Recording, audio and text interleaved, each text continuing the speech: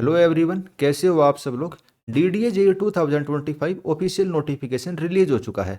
आज इस वीडियो के अंदर हम इस नोटिफिकेशन के अंदर जितनी भी इंपॉर्टेंट चीज़ें आपके लिए जाननी जरूरी है उन सभी को देखेंगे। वीडियो में हम आगे बढ़े उससे पहले मैं बता दूं, अगर आप किसी भी इंजीनियरिंग एग्जाम की प्रिपरेशन करते हैं तो आप हमारे यूट्यूब चैनल HD इंजीनियरिंग मंत्रा को सब्सक्राइब कर सकते हैं। और अगर आप हरियाणा के किसी भी AE JEE एग्जाम की प्रिपरेशन करते हैं तो उसके लिए हमने अलग से यूट्यूब चैनल भी बनाया हुआ है, हरियाणा इंजीनियरिंग एग्जाम।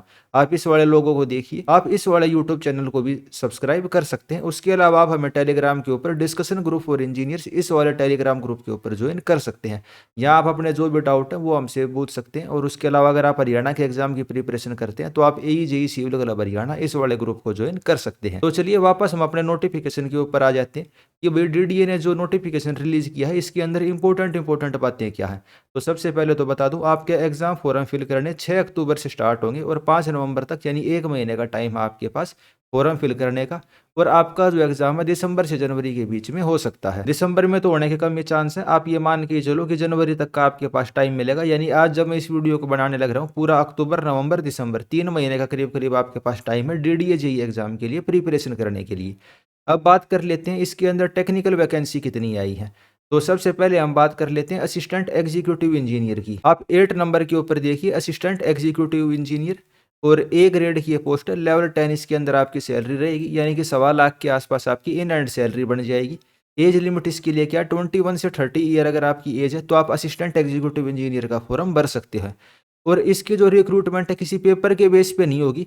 जैसे कि आपको पता है भाई, प्रधानमंत्री ने प्रतिभा सेतु करके एक नई स्कीम लॉन्च करी है। उसके अंदर क्या है, जो UPSC के अंदर कैंडिडेट सेलेक्ट नहीं हो पाते ना, लेकिन उन्होंने इंटरव्यू दिया हुआ होता है, तो वे वाले कैंडिडेट जो A लेवल की B लेवल की मतलब बढ़िया बढ़िया पोस्ट होती है उनको फिल कर सकते हैं। तो अगर आपने कभी UPSC का एग्जाम दिया है और आप उसके अंदर सक्सेसफुल नहीं हुए, आप इंटरव्यू तक पहुंचे हुए हो, तो आप इसका फॉर्म भर सकते हो असिस्टेंट एग्जीक्यूटिव इंजीनियर का।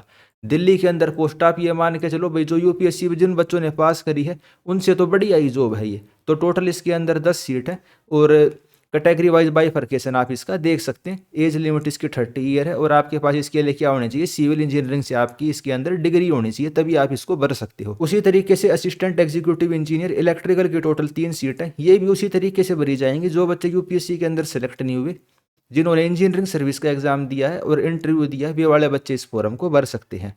फिर हम बात कर लेते हैं जूनियर इंजीनियर सिविल की। बहुत सारे बच्चे ऑल ओवर इंडिया वेट करते हैं भाई DDA के अंदर JEE सिविल की वैकेंसी निकले और हम इसकी तैयारी करें और फॉर्म भरें और इसके अंदर सिलेक्शन ले। तो भाई B ग्रुप की ये पोस्ट है, लेवल 6 इसके अंदर आपकी सैलरी रहेगी।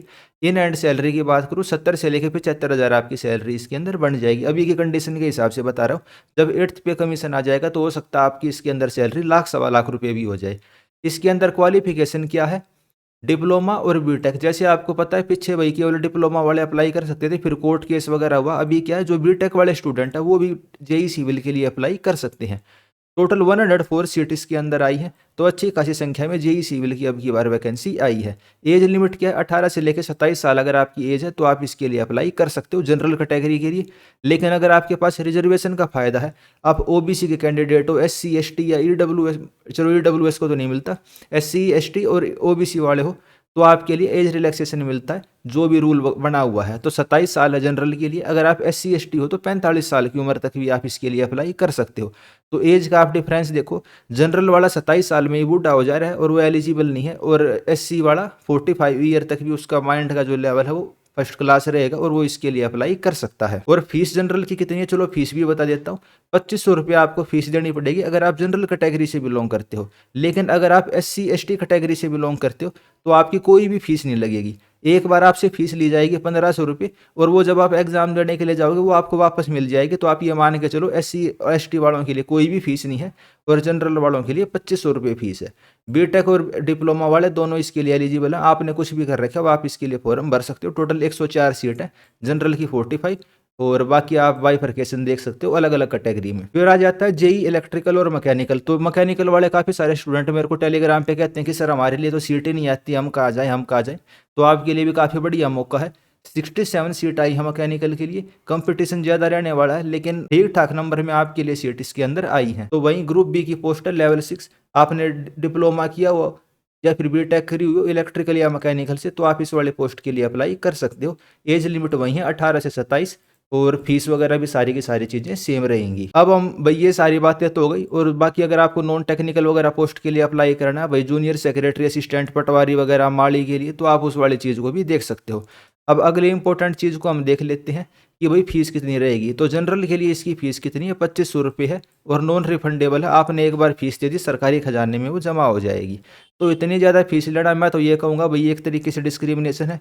जो बच्चा फॉर्म को भरता है वो बेरोजगार होता है, 2500 रुपये वो कहाँ से लेके आएगा। और जनरल कैटेगरी वाले बच्चे को तो किसी लाडला भाई और लाडला बहन योजना के अंदर कोई पैसा भी नहीं मिलने वाला, तो उसके लिए तो ये काफ़ी गलत चीज़ है। लेकिन SC ST के लिए हम फीस देखें तो 1500 रुपये उनके लिए फीस है।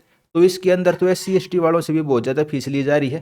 तो जो SC ST कैटेगरी का बच्चा जो स्टूडेंट होता है वो बेरोजगार होता है, वो 1500 रुपये की फीस कहाँ से लेके आएगा, या 2500 रुपये की फीस कहाँ से लेके आएगा। और भैया अगर आपने SC ST वाले कहीं से 1500 रुपये का जुगाड़ कर भी लेते हैं तो उनकी फीस खैर रिफंड हो जाती है। लेकिन जनरल वाले कैटेगरी के वाले की तो फीस, बच्चे का जो स्टूडेंट है बेरोजगार बच्चा है, उसकी फीस रिफंड भी नहीं होगी। तो वहीं इसके अंदर फीस लिखी हुई है भाई कितनी फीस है। अब बात कर लेते हैं भाई इसका एग्जाम का पैटर्न क्या रहेगा। तो सबसे पहले जैसे मैंने आपको बताया, असिस्टेंट एग्जीक्यूटिव इंजीनियर सिविल जिसके 10 पोस्ट है, वो बच्चे कहाँ से सेलेक्ट करे जाएंगे। UPSC प्रतिभा सेतु, जो कि प्रधानमंत्री जी ने अभी कुछ दिन पहले इस चीज़ को लॉन्च करा, इस स्कीम को। तो वे बच्चे जो UPSC के इंजीनियरिंग सर्विस एग्जाम के इंटरव्यू को तो उन्होंने दिया है, लेकिन फाइनल लिस्ट के अंदर अपनी जगह नहीं बना पाए, वे वाले बच्चे इसके अंदर अप्लाई कर सकते हैं। तो जिनका सिलेक्शन हो गया भाई वो तो चलो अलग बात है, किसी का BRO के अंदर हुआ होगा, किसी का रेलवे के अंदर हुआ होगा। लेकिन असिस्टेंट एग्जीक्यूटिव इंजीनियर वो भी DDA के अंदर, जिनका सिलेक्शन भी नहीं हुआ, वे बच्चे इसके अंदर अप्लाई कर सकते हैं। तो सोच सकते हो आपके लिए कितना अच्छा मौका है। फिर बात कर लेते हैं JEE सिविल की। तो ये मैं बता दूं भाई, JEE सिविल का सिलेबस पूरे तरीके से बदल चुका है। JEE सिविल का सिलेबस पूरे तरीके से बदल चुका है। पहले 120 नंबर का पेपर होता था, अब कितने नंबर का पेपर है, अब आपका 150 क्वेश्चंस रहेंगे, और आपको 2 घंटे के अंदर करना है 150 क्वेश्चन और 150 नंबर। 1/3 नेगेटिव मार्किंग रहेगी। 100 क्वेश्चन आएंगे आपके टेक्निकल के, भाई सिविल, इलेक्ट्रिकल, मैकेनिकल जो भी आपकी ब्रांच है, हॉर्टिकल्चर, प्लानिंग या लीगल, जो भी आपकी ब्रांच है, 100 क्वेश्चन आपके उसके आएंगे। रीजनिंग 10 नंबर की, मैथ आपका 10 नंबर का, GK 10 नंबर की, इंग्लिश 10 नंबर की, और कंप्यूटर नॉलेज आपके 10 नंबर की। तो जो बच्चे GK के अंदर अच्छे नहीं होते भाई, जनरल अवेयरनेस केवल 10 नंबर की है, तो रीजनिंग, मैथ, इंग्लिश और कंप्यूटर के अंदर भी अच्छा कर सकते हैं। और टेक्निकल तो भाई आप अपना सब्जेक्ट पढ़ते ही हो, जो भी स्टूडेंट है, तो उस तरीके से आप अपना अच्छा कर सकते हो। सिंगल स्टेज का एग्जाम होता है, केवल इसके अंदर एक ही एग्जाम होगा, और उसके अंदर अगर आपके अच्छे नंबर आते हैं तो सीधा आपका सिलेक्शन हो जाता है। DDA का जो प्रोसेस होता है काफ़ी फास्ट होता है, 6-7 महीने के अंदर ये आपकी ज्वाइनिंग दे देते हैं। तो काफ़ी अच्छा मौका है आपके लिए DDA के अंदर जूनियर इंजीनियर, या भाई कोई और आपकी जो सरकारी नौकरी का सपना है दिल्ली के अंदर पाने का, वो आपका इस वाले नोटिफिकेशन के थ्रू, इस वाले एग्जाम के थ्रू पूरा हो सकता है। तो JEE सिविल इलेक्ट्रिकल का मैंने सिलेबस बता दिया। उसी तरीके से आप दूसरे सब्जेक्टों का भी सिलेबस देख सकते हो, भाई पटवारी का, GSA का, MTS का सिलेबस आप देख सकते हो। तो कुल मिला के जो मेजर चेंज था वो सिलेबस के अंदर था, वो मैंने आपको बता ही दिया। 150 नंबर का अब आपका पेपर रहेगा, टेक्निकल 100 नंबर का, और 10-10 नंबर के आपके और सब्जेक्ट आएंगे। फीस के अंदर भी एक मेजर चेंज था, वो भी मैंने आपको इसके अंदर बता ही दिया है। अब सिलेबस की बात कर लेते हैं भाई, सिलेबस क्या है। सिविल का सिलेबस मैं आपको डिटेल के अंदर बता देता हूँ। जैसे आप अपने स्क्रीन के ऊपर देखिए, junior engineer civil, post code 15। तो सिविल इंजीनियरिंग आएगी, building material, estimation, costing, surveying, soil mechanics, irrigation, hydraulics, transport engineering, environment engineering, structural, concrete, RCC, steel. तो ये वाला आपका सिलेबस रहने वाला, और उसके बाद 10-10 नंबर का भाई मैथ, रीजनिंग, GK, इंग्लिश और कंप्यूटर, ये सब रहेगा। तो वहीं SSC JEE वाला करीब करीब सिलेबस रहेगा इसके अंदर। तो अगर आप और किसी भी टेक्निकल एग्जाम की प्रिपरेशन करते हो तो साथ साथ इसके टेक्निकल की प्रिपरेशन भी आपकी हो जाएगी। अब JEE इलेक्ट्रिकल मैकेनिकल की बात कर लेते हैं। तो इसके अंदर इलेक्ट्रिकल के कौन कौन से सब्जेक्ट हैं भाई, basic concept, circuit, magnetic circuit, AC का fundament, measurement and measuring equipment, electric machine, synchronous machine, generator, transmission and distribution, estimating, costing, utilisation of electrical energy, basic electronics. और अगर आप मैकेनिकल इंजीनियरिंग के बच्चे हो तो आपका सिलेबस क्या रहेगा, theory of machines, engineering mechanics and strength of material, thermal, property of pure substance, first law of thermodynamics, second law of thermodynamics, air standard cycle for IC engine, Rankine cycle, fluid mechanics and machinery, fluid statics, measurement of the fluid properties, fluid kinematic, dynamics of the ideal fluid, measurement of the flow rate basic principle, hydraulic turbine, centrifugal pump, performance production engineering, classification of steel. तो इस तरीके से आपका syllabus रहेगा। और उसके बाद भाई जो 10-10 नंबर की और सब्जेक्ट है वो आप देख सकते हो। इसी तरीके से हॉर्टिकल्चर का सिलेबस वगैरह दिया, वो आप इस नोटिफिकेशन के अंदर देख सकते हो। नोटिफिकेशन आपको मेरे Telegram group discussion group for engineers इसके ऊपर देखने को मिल जाएगा। मैंने इसके अंदर ये वाला नोटिफिकेशन यहाँ पे डाल रखा है। अगर आप हरियाणा के एग्जाम की प्रिपरेशन करते हो तो आप AJE सिविल क्लब हरियाणा को भी सब्सक्राइब कर सकते हो। यूट्यूब के ऊपर HD इंजीनियरिंग मंत्र और हरियाणा इंजीनियरिंग एग्जाम इन वाला यूट्यूब चैनल को भी आप सब्सक्राइब कर सकते हो।